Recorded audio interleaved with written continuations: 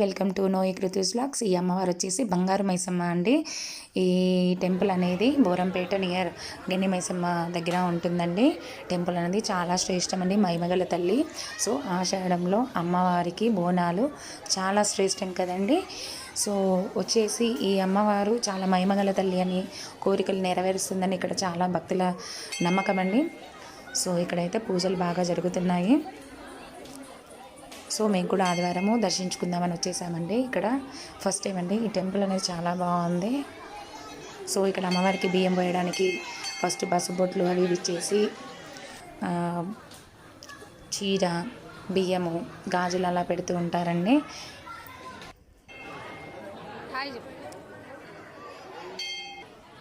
So ఇక్కడ పోతురాజు కూడా వచ్చేసాడండి. బోనాలు చేసుకునేటప్పుడు సౌండ్లతోటి పోతురాజును కూడా తీసుకొచ్చుకుంటారు బోనాలు చేసేటప్పుడు. సో మొక్కులు తీరగానే మొక్కులు మొక్కుకున్న వాళ్ళు మేకని, కోడిని కూడా కట్ చేస్తూ ఉంటారు ఇక్కడ అమ్మవార్ల దగ్గర. ఆషాఢంలో అమ్మవార్ల గుళ్ళో అందరూ.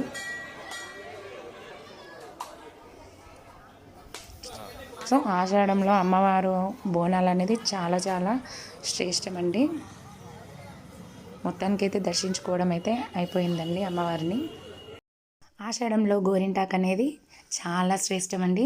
సో గోరింటాకుని కొంచెం డిఫరెంట్గా అందరం పెట్టుకుందామని చెప్పేసి కపుల్స్ అందరు పార్టిసిపేట్ చేశారండి. నేనైతే మా హస్బెండ్తో ఆషాఢంలో మా డాడీ వలన పెట్టించుకున్నాను.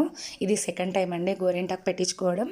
సో మేమందరం కలిసి పార్టిసిపేట్ అయ్యి ఇలా హస్బెండ్తో వైఫ్ అనేది పెట్టించుకోవాలి గోరింటాకు, చాలా సరదాగా ఉంటుందని చెప్పేసి ఇలా సెలబ్రేట్ చేసుకున్నాము మా అపార్ట్మెంట్లో.